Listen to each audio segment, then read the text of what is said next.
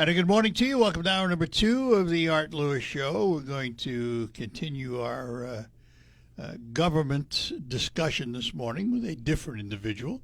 Started out at 9 o'clock this morning with State Representative Tim Beeson. He is now followed up by State Representative Matthew Bierlein. Good morning. Good morning, Art. Happy to be here. Good. Glad to have you here.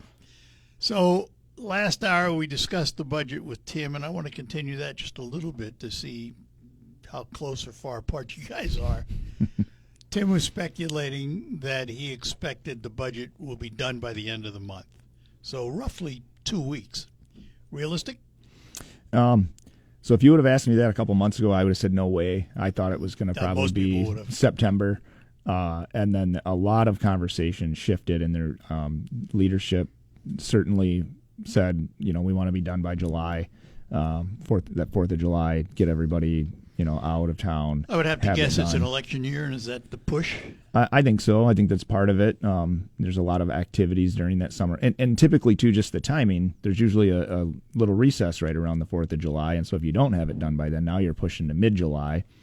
And so I think, the expressed desire was to get things done. Now, I will say the press conference it was Wednesday or Thursday out of the Speaker's office.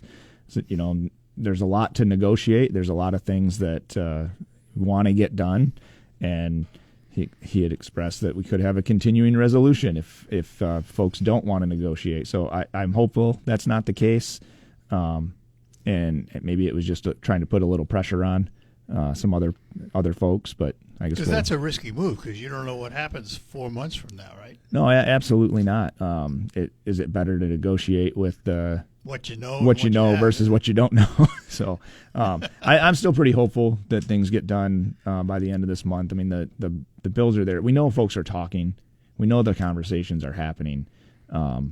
If you're not, not on I'm not on approach. I'm not involved in those negotiations, but we know that they are happening at that higher level. Let me ask about a couple of things that you know about because you've been involved with them all your life. Agriculture. How well do we treat agriculture in Michigan? Oh man. Well, I sigh because I just sat through a couple of meetings just last week, right? So I met myself, the oversight chair, Jay DeBoyer, Ken Borton, who chairs the budget on the Eagle and DNR side, Dave Martin, representative out of Davis, and he chairs the policy side of those committees, and Greg Alexander and Cam Cavett, who were both drain commissioners for 20 years before they were representatives. And we sat down with the director of Eagle, and we talked about how their culture and what we see and what we hear about from constituents is not a culture of service. They're not a service industry. They are a forced compliance industry. Of all the departments you could have picked in the state of Michigan to put that label on, that would have been the one that I would have picked, and probably everybody I know would have picked.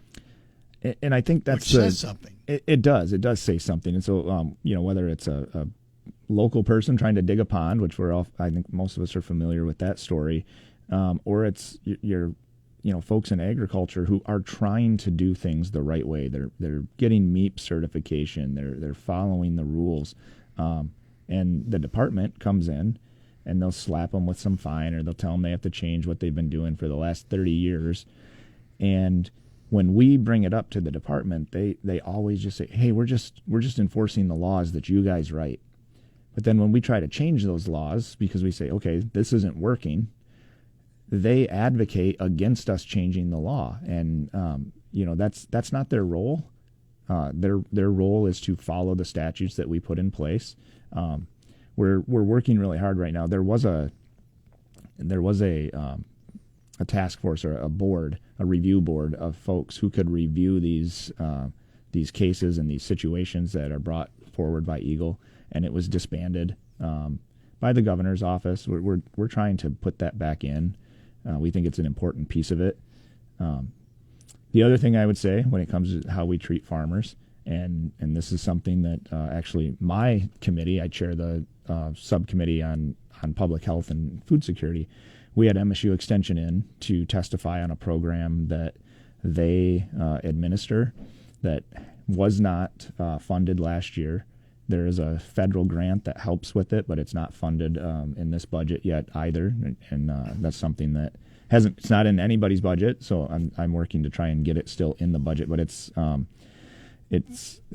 farmer suicide program, and it trains people to Preventative. It is a preventative program. It trains people to recognize the signs that someone is struggling in agriculture, and then it also actually provides services. You know, there's a very sad commentary here, and that is that we hear the word suicide way too often, not just with farmers, veterans returning, police officers, teenagers. I don't know what's happened. And it's hard to understand when your mind doesn't think that way, you know. Yeah, I think there's a lot of pieces. You know, if we want to talk about, frontline service workers, whether it be in the military, law enforcement, first responders, they see a lot of terrible things. And Absolutely. If they don't have the support system to help them deal with those things, life can be hard to deal with, right? And they take a lot of that home, and they're trying to keep from taking it home. And so providing services, providing help to those people, making sure that they can get access to the counseling that they need. Absolutely. And teaching people that needing help isn't getting rid of that stigma around needing help. Yet, over the past number of years, mental health budgets have been cut, and it just seems to be the opposite of what we need. That is absolutely correct, and that's I spent about 6 weeks earlier last year in my committee talking about the state of Michigan's mental health care system. We ranked towards the last in available inpatient beds throughout the state. The Michigan has 19 beds per 100,000 people, which is it is the gold standard is 50. State national average is between 30 and 40. You can talk to Judge Pat McGraw here in Saginaw. Yes. He'll tell you, it just doesn't have a place to put people when they need to be put someplace. Part of it is a lack of physical beds. Part of it is a lack of employees. And then the other piece of this is the right kind of bed for the right situation. And that's where we're really struggling with those most severe cases. If you're whether you're a for-profit or non-profit, but not a state, you're a private facility, you have an obligation to your employees and existing patients to try and keep those folks safe, to provide the right kind of care. And so it's those most severe cases that probably need to go to a state-run facility, and there just aren't the beds anymore. We've closed so many of those over the years. Is there any indication that may change? You may turn a corner? The recommendations that came out of we produced a report from the committee where there are some low-hanging fruit pieces that we can try to implement. I have a bill that works on some of that has to do with being able to flex beds between adolescent beds and adult beds, as long as all of the safety protocols are in place, depending on need. But that really still doesn't create more beds. It just allows some use variance. We need a facility in northern Michigan. The closest, if you're in Traverse City and need help, the closest place you can go is Grand Rapids. And so if you're in the UP, the closest place you can go is Grand Rapids or Cairo. We know that family is an important part of the recovery process, and having those support systems be active with you. And if they can't be there to help because the closest place is 8 hours away, doesn't really make sense. But it takes investment, and we haven't really seen anyone step up wanting to make that investment, including the state. Yeah. I would take a quick break, come back. We're talking to State Representative Matthew Bierlein. More ahead here on The Art Lewis Show. For 10 years, New Hope Bay. Back with you, talking to State Representative Matthew Bierlein, who we should point out is also a candidate, Bierlein. You've chosen to run for a Senate seat, right? I have. That is quickly approaching, the 26th Senate District. It's parts of Lapeer, Tuscola, Saginaw, and Genesee. So let me ask, how has the revamping of term limits impacted you and others in Lansing? And has it had any impact on reducing the influence of the bureaucrats? So I would say the first part of that is how has it changed with folks, whether they're running for a different office or staying where they are. A little bit. There was definitely some considerations with other folks that live in the 26th district, and if they were interested in running, and maybe they would have been without the term limit changes, and they decided to stay where they were in the House. So I think that those are certainly considerations people are making. And then there are still folks that say, the Senate, in my case, the Senate seat, it's an open seat. The current senator was term limited. And I think I have the skill set and the experience to be able to go in the Senate and hit the ground running. And you could, by term limit standards, you could run for 2 terms. I could run correct? for 2 terms in the Senate, You've been or in I the could House have 4, right? Correct. And you have a total of 12 you can Yes. allocate. Yep. The other part of that question, though, I think is the most important question, and that was the how does it work with the bureaucrats? Yeah. I mentioned the conversation. We met with the Eagle director the other day. Chair DeBoyer said in the meetings, I'm going to be here for 8 more years. We can have this conversation a lot. He's going to be there for 8 more years if the administration lets him. He doesn't know that. Well, no, Chair DeBoyer, the Oversight Committee chair, Representative DeBoyer. Oh, he's okay. Yeah. He said, hey, I can be here for 8 more years saying the same thing over and over again. You don't get rid of me. I'm in my 2nd term. I'm not going away next year. And I think that's a big thing. I know Timmy's said it before. You come in and you talk with the department, and it takes 2 years to 4 years to get a piece of legislation passed. It has a 2-year window for when it would start, and then you're done, and they get the next person to change it back to the way that they wanted it. Now, if you're going to be there 12 years, that's half of somebody's career. Do they want to continue? Do they want the whole time to just be a fight with the legislator who actually represents people versus the bureaucrat who only represents government? And I think we're going to start seeing those changes because people are going to have that longevity. Are you going to see it in Eagle? I certainly hope so. I think it's one of the places where it's the place we're the most interested in making those changes because it's the one we get the most comments on. We get complaints daily. That one and there are other, we get complaints about every department. Well, that's going to happen. And that's going to happen. That's going to happen. But there are different, like right now, we're getting a lot of complaints about Treasury because of taxes not being returned on time. And they implemented a new computer system. That computer system didn't function properly and flagged a bunch of returns for manual review. I know someone who's in that trap, and it's been 2 months. Yes, and we get calls on that every day. We've been trying to work with Treasury to help find a solution. They don't have a mechanism to go back and undo that. So the mechanism is to manually review all those claims, and it is way behind. But they are still they're doing what they can. They probably I think they could probably do things faster, and they could be more responsive when we call and have a complaint. But they're working through that process. When it comes to some of these other departments, you call and complain and it gets worse. When I can introduce a piece of legislation to try and fix something that's broken in Eagle, and then the department itself can testify against the bill, which doesn't make sense to me.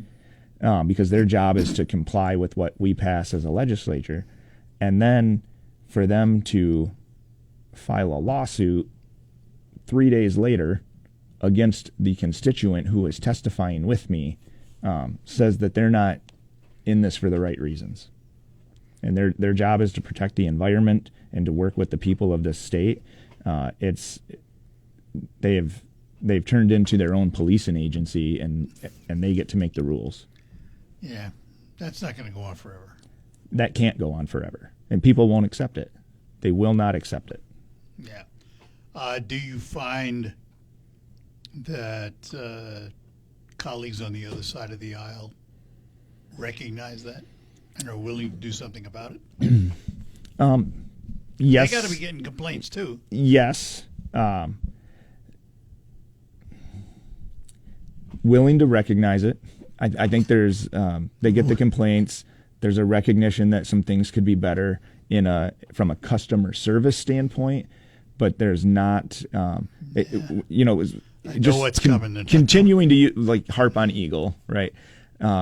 There's a disagreement between the department and I would say most of my colleagues on the other side of the aisle, and then folks like me and the Republican members that. Yes, there are rules and there are laws, and we need to make sure that we are doing the right things to protect the environment. That being said, there's a disagreement between who has the right to dictate what you do on your own property. And Eagle believes they have every right to tell you what you can and can't do on your own property. And there's just a disagreement fundamentally about that, and that doesn't seem to be going away. Well, and boy, it just seems that there's been a movement that way. I mean, you look at the change in who can zone for windmills and solar panels, and the states come in and tried to take that away from local authority.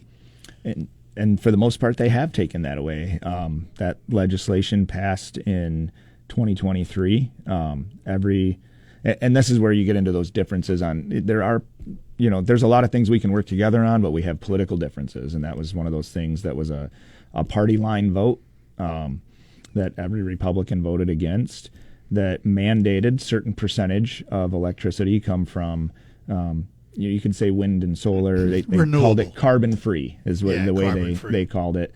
And that locals had the right to zone it as long as they said yes. As soon as they say no, the developer can appeal that to the Public Service Commission, and the Public Service Commission, 3 bureaucrats in Lansing, get to decide whether or not that project goes forward. We've introduced legislation and passed it out of the House that rolls that back. That would make energy, we would make energy decisions based on cost and reliability, not kind of made up numbers that we think are pushing things in the right direction. That it just raises the cost for everybody, and we know that it doesn't provide a reliable grid. And we've seen the big electric companies, DTE and consumers, continually going in for rate increases, one after another. They no sooner get one than they're putting another on the table.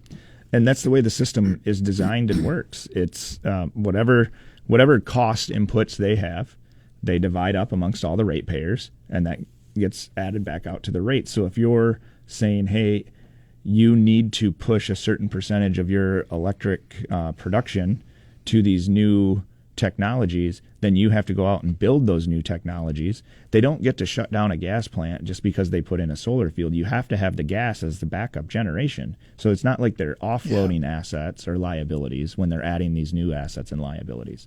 And so all of that gets added back to the ratepayer. All right, we'll take a quick break, come back. State Representative Matthew Bierlein with us in studio. Ready to update your home and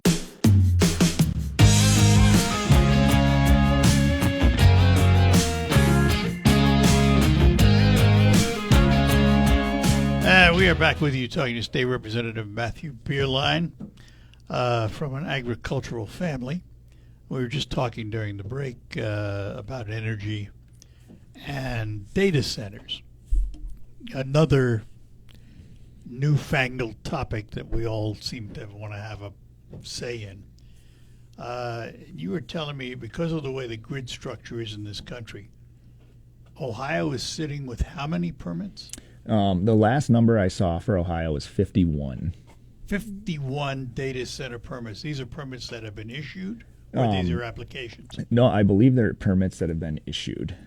There are 3 states that are really leading. Texas, Ohio, and Virginia have combined close to 300 permits, I believe. Michigan has 1 or 2. Is So- one that's been permitted. Given how power hungry these centers are, how are they going to feed them? That's a great question. So, we were talking about the overall grid. We're part of the Mid-Continental, I can't remember, it's the MISO. It's a northern grid. It is a northern grid. It includes Ontario, it runs through most of the Midwest. Which, by the way, is where we get most of our surplus from, is Ontario. Yes, yep. They've been building their grid out. We do about $60 billion a year at trade between Michigan and Ontario, but a big portion of the Ontario side of that trade is energy. But yeah, so where that extra electricity is going to come from, I don't think any of us really have a good answer yet. There are, desires for these centers to be self-sufficient. The technology isn't quite there yet. There's a lot of discussion between, if you're going to build a data center that dwarfs the energy production of or energy use of Hemlock Semiconductor, which right now is the largest user in the state of Michigan, you can't do it with solar alone. And that's what people want to see, is that they are using some sort of... I would think the answer, and this is just a guess on my part, but I favor it, are these new compact nuclear plants. That is certainly part of the discussion, and it seems to be that's what makes the most sense. The last report I had is that we're probably 3 to 5 years away from those actually being ready to Right. drop in place and plug in. But that is what makes the most sense. Michigan's law does require, if one of these large scale systems is coming in, that they have to pay for all of their electrical infrastructure. So if that requires building a new plant, even that is not legally allowed to be passed on to ratepayers. The other part of it is water usage. They have to be in a municipal water system so that they're not draining, residential wells and agricultural wells. But even with that, it's something that's it's going to be extremely hard to zone. There are other questions that we don't have answers to yet. I've seen reports on the effects when they're built too close to livestock facilities. We haven't seen the answers on that yet. And there's a lot of unknowns, and it's a new thing, right? Whenever there's something new, there's a lot of questions, and those questions should have to be answered. Citizens deserve to have them answered. And again, it goes back to that local issue. This is a decision that should be made locally and not at the state level. And in reality, people complain, there's a lack of foresight and all that stuff. How do you prepare for the future when you have no idea what the future is going to look like? 5 years ago, were we talking about data centers and AI? No. No. Now all of a sudden, here it is. And it's more than just the AI. It's just it's the entire way that our world is functioning. You don't store things on your computer anymore. Some people do. Cloud. I do because I'm old enough that I don't really like the cloud and those kinds of Welcome things. to my world. But those systems are being moved to a cloud-based off-site storage.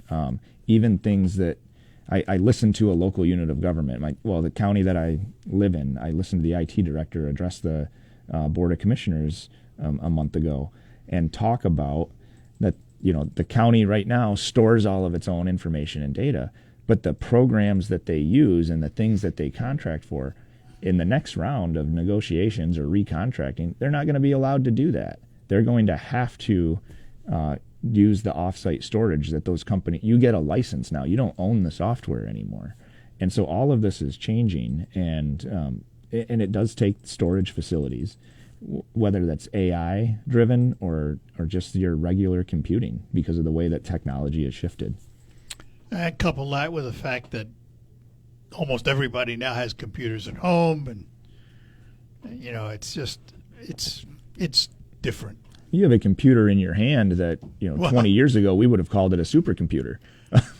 There is more power in this cell phone that I have in my hand than the computers, the rooms of computers that landed on the moon. Absolutely. One little device. And that device takes up a lot of online cloud-based storage. And we all have one. Some people have two if they have a Yeah, separate one for work. Yeah, and it's and then on top of that, we complain about how much it costs, Yes, we do. just for the fun of it. Yes, we do. I will take a quick break. Come back with one more segment with Matthew Beerline, State Representative Beerline, with us. Reel in the rewards with Huck. Hi, we're back with you. We're chatting with State Representative Matthew Beerline. I want to talk about something I talked to Tim Beeson a little bit about this toward the end of the show last hour. We've probably talked about it before, too. State budget will come out this year, and undoubtedly for education, there'll be a boost, a couple $100 per student, what have you. Every year we have a boost. Every year we spend more money on education, and we rank 44th in reading. I mean, what are we getting for our money? Well, we're making a lot of changes around that area right now. And so we put things in the budget, as well as we just passed some bills out of the House to move the timeline up on the implementation of, you can call it the science of reading, or some people call it letters training, but it's a return to phonics-based reading skills. Right. We passed that in last year's budget, but the implementation isn't until 28. And we said, we can't afford to wait till 28. Let's get the training, let's get it going, and we can do this in 27. It might be a little bit more work for folks, but we can do this in 27. And so I think that's a huge first step, right? That the states that are beating us are doing this. And we owe it to our kids to be able to do this too. Yeah, I have to say something here, and I've said it till I'm blue in the face. I don't understand why the State Department of Education thinks they're smarter than all of the other school boards around the state of Michigan, and why they dictate how we teach, what we teach. It's beyond me.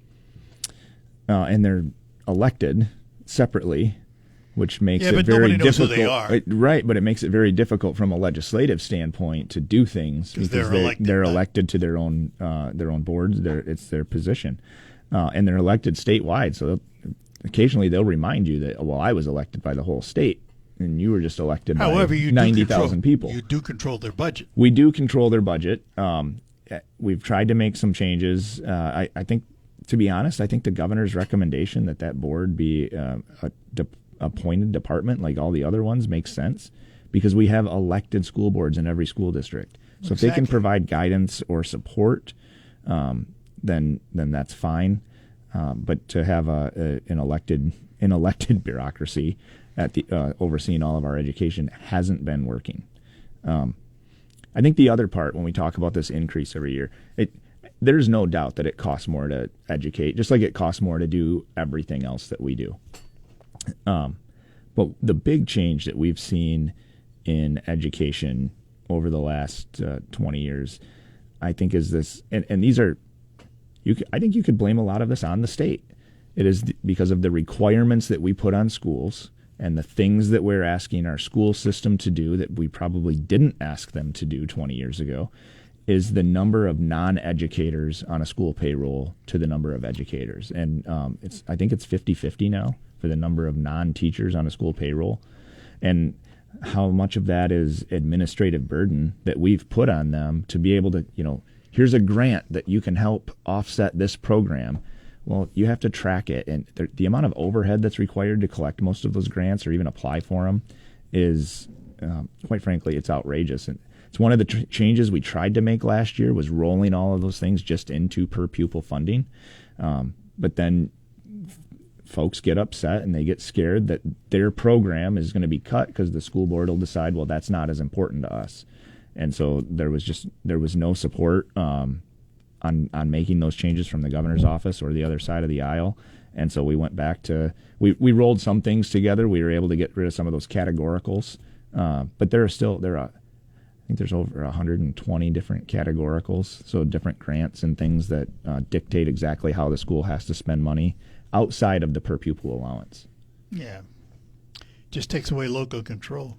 It does. And when you have, and we talk about local control all the time, and we talk about putting parents back in charge of their kids' education, and when you have a system that says, well, here's the money that the school gets to spend on education, and then we think there's all these deficiencies, so we're going to make special programs to address those deficiencies, but then we dictate exactly how that money is spent, what it can be allocated for, who qualifies to be able to use it, and you've got to track all of that. Parents aren't involved in that part of the education, and neither are the teachers. I'd like to see a Department of Appointments in Lansing. I'd like to see the MSU, the U of M, Eastern Michigan, any school that has a board that's statewide elected by electors who have no idea who they're voting for. Let's make those appointed boards. Let's take them out of the election category.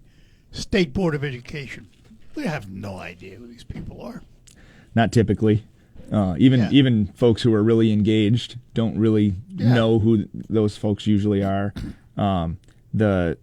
The university boards, U of M, Wayne State, MSU, we put that on the board last week to vote on.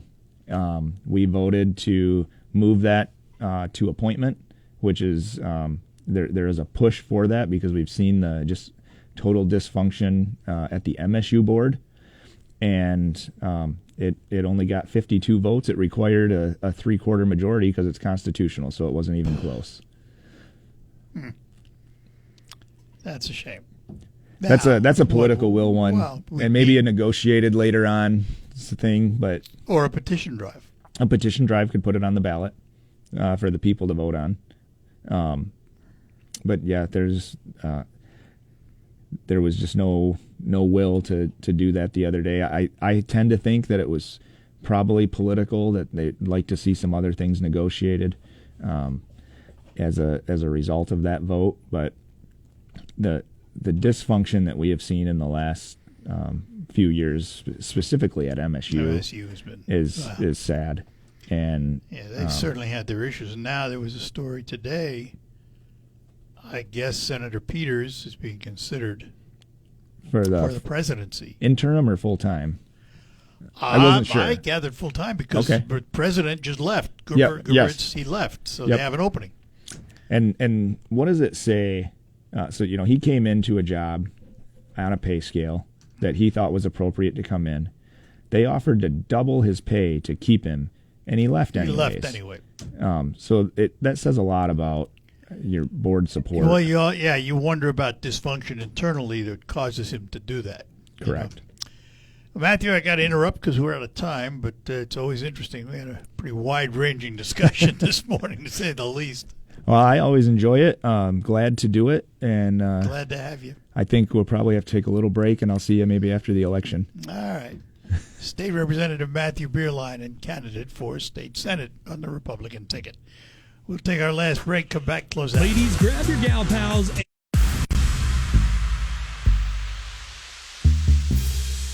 All right, that'll do it for the Art Lewis Show today. Coming up, we're going to talk to Mindy McIntosh from McIntosh & Associates on Focus. Follows the news from ABC and Jonathan Dent in the newsroom. Broadcasting from the